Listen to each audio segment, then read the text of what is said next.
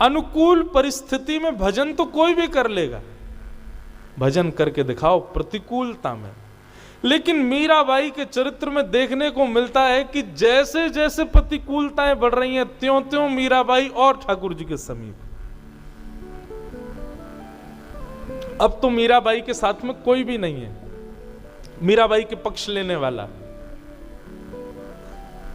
और उस स्थिति में मीराबाई अपने ठाकुर जी की सेवा करती है। राजा विक्रमादित्य उसने मीराबाई का बाहर आना जाना बंद करा दिया, बोले जो करना है भीतर रह करके करो आदि आदि। और साथ में विक्रमादित्य की सहायता करती थी उदाबाई, वो तो पहले से ही खींची हुई थी, उसको नेक के रूप में तुलसी माला जो दे दी थी मीराबाई ने, वो तो तब से ही परेशान बैठी थी। और उसको भी समय मिल गया कि अब तो भाई भी नहीं है, पिताजी भी नहीं है, कोई नहीं है, अब मीराबाई को खूब परेशान करेंगे। अच्छा, परेशान करने का कोई उनका भी भाव नहीं था, बेचारों को क्यों दोष दें। पर मीराबाई रोज कुछ उत्सव कर रही हैं, कभी कुछ कर रही हैं, कभी नाच रही हैं, कभी गा रही हैं, कभी लिए तानपुरा बढ़िया सुंदर गीत गा रही हैं, संगीत हो रहा है, ढोल नगाड़े बज रहे हैं, ये भी विचार नहीं करती कि आज दिन कौन सा है। कभी कभी परिवार में किसी किसी पूर्वज की तिथि का उत्सव होता था तो घर में थोड़ा शोक संवेदना घर में सब लोग करते थे, पर मीराबाई तो आज किसी और ही भाव में, वहां ढोल नगाड़े ताशे बज रहे हैं। इन सब भावों से घर के लोग बड़े परेशान। उदाबाई अपने भाई के पास बैठी थी, बोले अब तुम राजा हो, तुम्हारे हाथ में सत्ता है, तुम चाहो जो कर सकते हो। बोले क्या करें? बोले कि बाहर तो सब सुखी हैं लेकिन घर में ही दुखी हैं मीरा की वजह से।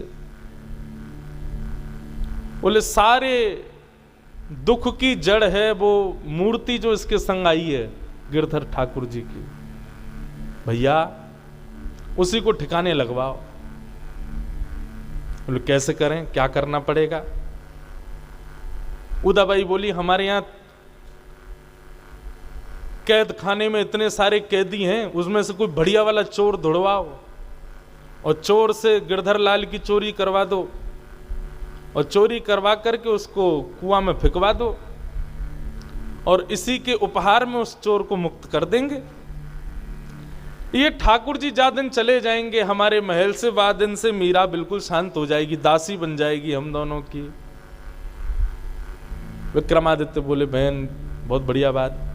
कैदियों को बुलाया गया, बोले इन कैदियों में सबसे बढ़िया चोर कौन सा है? उस चोर को बुलाया गया। बोले सुनो तुमको एक काम करना है। बोले क्या? हमारे महल में एक रानी रहती है मीरा, उसके ठाकुर जी हैं गिरधर, उनको चोरी करना है, चोरी करके अर्धरात्रि में और उसको ले जा करके कुआं में फेंक दो। चोर बोला ये तो बहुत सरल काम है, मैं कर दूंगा। मीराबाई रात्रि में ठाकुर जी के श्रृंगार बढ़ा करके, ठाकुर जी का श्रृंगार हल्का करके, ठाकुर जी के चरणों में सुंदर इत्र की मालिश करके, ठाकुर जी के हाथ पांव दबाते भये अपने संग सुलाती हैं। और थोड़ी देर अपने संग सुलाने के बाद फिर ठाकुर जी के शयन शैया पर ठाकुर जी को विराजमान कर देती हैं। बंधु मीरा चरित्र से सेवा भी सीख पाएंगे, सेवा कैसी होनी चाहिए। आप कुछ ना भी करो तो एक काम हमारे कहने से किया करो, अपने अपने घर के ठाकुर जी के रात्रि में शयन के समय, अभी गर्मी का समय, अब आपके गांधी धाम में सर्दी पड़ती है दिसंबर जनवरी में, थोड़ी बहुत पड़ती होगी, तो सर्दियों के समय में घी की मालिश और अभी गर्मियों के समय में बढ़िया सुंदर खस का इत्र हो, गुलाब का इत्र हो, ऐसे सुंदर इत्र ठाकुर जी की पोशाक हल्की करके और फिर चरणों में बढ़िया ठाकुर जी के चरण दबाओ और इस भाव से दबाओ कि ठाकुर जी आप पूरे दिन ऐसे ही बैठे रहते हो, लड्डू गोपाल ऐसे ही बैठे रहते हैं, त्रिभंगलली ठाकुर जी ऐसे ही बैठे रहते हैं, आपके पांव थक गए होंगे, हाथ पीड़ा में भर गए होंगे, ठाकुर जी अब आप सहज हो जाना। ऐसे ठाकुर जी के हाथ पांव दबाया करो रात्रि में। सेवा सुवेरे भले ही विस्तृत ना हो लेकिन ठाकुर जी का रात्रि शयन अच्छा होना चाहिए, इस बात का विचार किया करो। आप निश्चित मानिएगा ठाकुर जी का शयन बढ़िया होगा ना, स्वप्न में ठाकुर जी पधारेंगे, निश्चित उनका दर्शन होगा। शयन बढ़िया कराओ, क्योंकि सुबह तो श्रृंगार करके आप चले गए अपने कामों में, दुनिया भर की दुनियादारी में, रात्रि में कहीं जाना तो है नहीं, कक्ष में सोना है, उस समय ठाकुर जी की बढ़िया शयन की सेवा करके आओ। रात्रि के वस्त्र अलग रखो अपने, वो वस्त्र धारण करो, ना धो के ठाकुर जी को शयन कराने जाओ। और गाना आता हो तो फिर तो कहना ही क्या, बिहाग राग लो और ठाकुर जी को शयन कराओ। बिहाग राग सुना करके ठाकुर जी के नैनों में नींद भर आई, लालन के नैनों में नींद भर आई।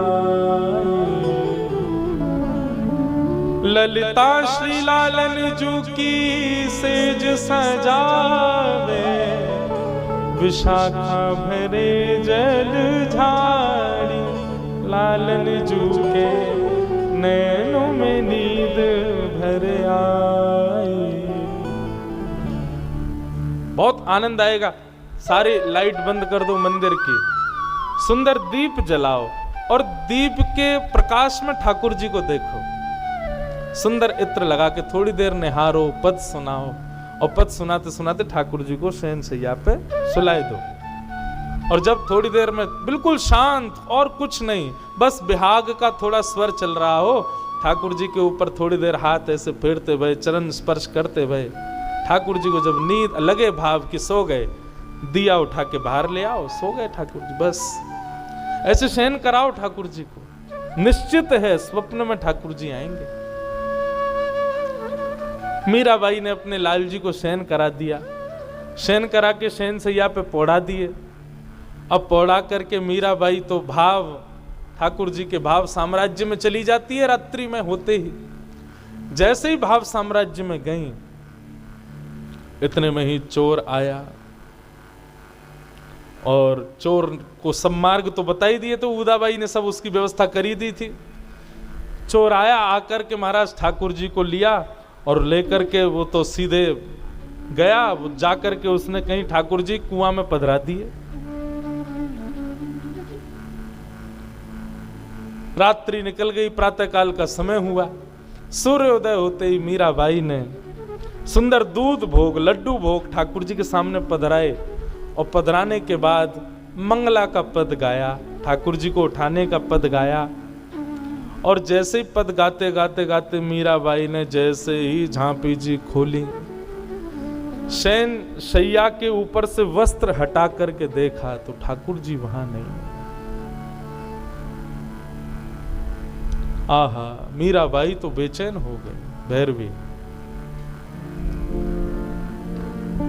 एक पद है बंधुओं, मैंने गाया है लेकिन आज तक कभी कथा में नहीं गाया। वो पद इसी भाव में आता है कि मीराबाई के ठाकुर जी कहीं चले गए, व्याकुल हो गई, अचेत अवस्था में पड़ी हैं।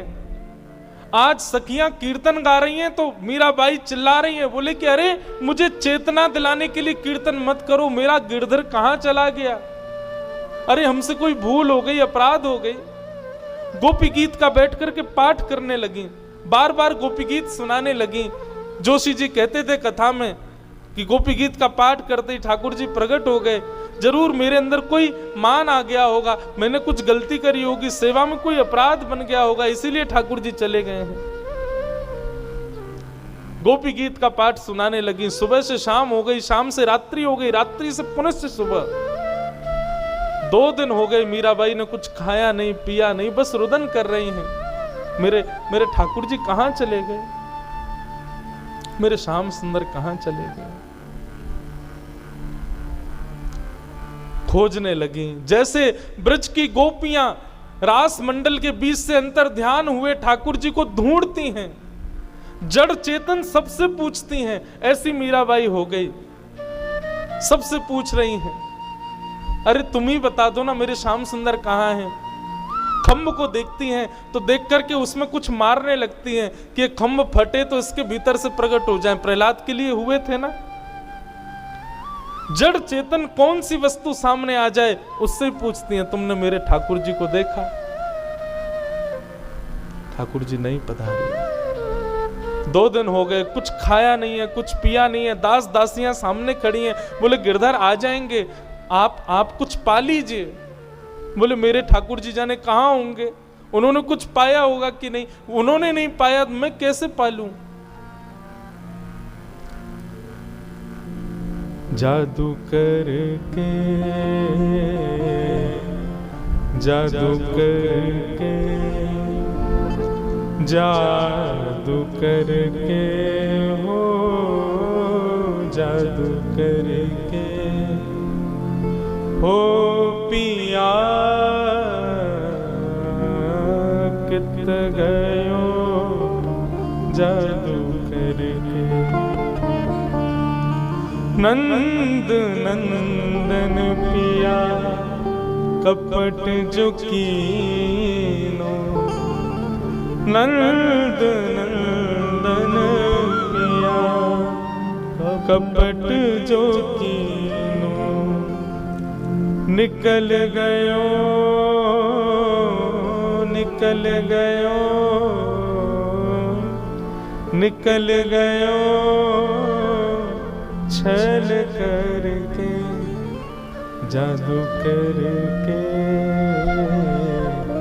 जादू करके, जादू करके हो, जादू करके हो पिया कित गयो, जादू करके। मेरा दासी शरण जो आई, मेरा दासी शरण जो आई, मेरा दासी शरण जो आई, मेरा दासी हो चरण कमल, चरण कमल, चरण कमल चित धर के, जादू करके, जादू करके हो पिया कित गयो, जादू करके।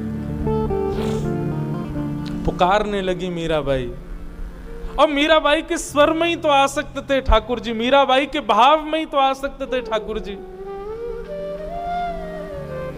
मीराबाई अचेत अवस्था में बैठ करके गा रही थी। इतने में ही एक अद्भुत प्रकाश प्रकट हुआ गिरधरलाल जी के कक्ष में, और तभी सखियों ने देखा कि सिंहासन जो कि खाली पड़ा है 2 दिन से, अचानक देखा कि सिंहासन के ऊपर श्री गिरधरलाल प्रकट हो गए अपने आप ही। दौड़ करके सब सखियां गई, अरे बाई साहब जल्दी चलो, लाल जी पधार गए, लाल जी पधार गए, लाल जी पधार गए। मीराबाई दौड़ करके आई, जैसे ही देखा सिंहासन के ऊपर ठाकुर जी बैठे हैं, आहा, एक बार तो देख करके मूर्छित ही हो गई, फिर होश में आई, आकर के ठाकुर जी को हृदय से लगा लिया। बोले नाथ, आपसे एक ही प्रार्थना, कुछ भी कर देना, जीवन में आगे से कभी ऐसे छोड़ के नहीं जाना। 2 दिन मैंने बिता लिए, अगली बार यदि कभी गए तो एक क्षण भी जीवित नहीं रह पाऊंगी मैं, मुझे छोड़ करके कभी मत जाना। ढोल नगाड़े बजने लगे, ताशे बजने लगे, सहनाइयां बजवा दी, मंगल वाद्य गाने लगी मीराबाई। उदाबाई बोली, भैया ये ढोल नगाड़े क्यों बज रहे हैं? मीराबाई के ठाकुर जी तो चोरी हो गए, ये कैसी है? पति मर गया तब भी उत्सव मनाया था, मां मर गई तब भी उत्सव मनाया था, आज इसके ठाकुर जी चले गए तब भी उत्सव मना रही है, बताओ।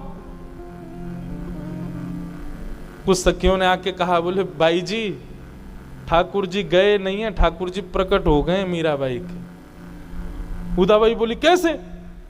मैंने तो चोर को भेजा था जाकर के वो ठाकुर जी को कुआं में फेंक के आओ, और वो चोर सही सलामत स्थिति में फेंक कर के आया, कैसे आ गए ठाकुर जी? तुमने किसी और को देखा होगा। बोले नहीं, आप खुद चल के देख लो। उदाबाई गई, जाकर के देखा तो मीराबाई के कक्ष में तो बढ़िया उत्सव चल रहा था, नाच रही थी मीराबाई, और सामने सिंहासन पर ठाकुर जी बैठे बैठे नैन मटका रहे थे, उदाबाई को देख करके अपनी आंखें मटका रहे थे। उदाबाई तो देख करके हैरान हो गई, बोले अरे जी कहां से आ गए। बंधुओं, जो अज्ञानी लोग होते हैं ना, ठाकुर जी की कृपा को चमत्कार बोलते हैं। वो चमत्कार नहीं है, प्रत्यक्ष ठाकुर जी हैं। ठाकुर जी के नैन मटक्का देख करके महाराज उदाबाई तो बड़ी परेशान, बोली जी कहां से आ गए। उदाबाई गई भैया के पास, भैया मुझे तो लगता है कि ये इसके ठाकुर जी जो हैं ये कोई चमत्कारी ठाकुर जी हैं, साधारण नहीं है। बताओ, हमने तो वहां चोर से फिकवा दिए, वो कहां से प्रकट हो गए अपने आप। अब तो फिर से वही नाच गाने और पदावलियां सब शुरू हो गई।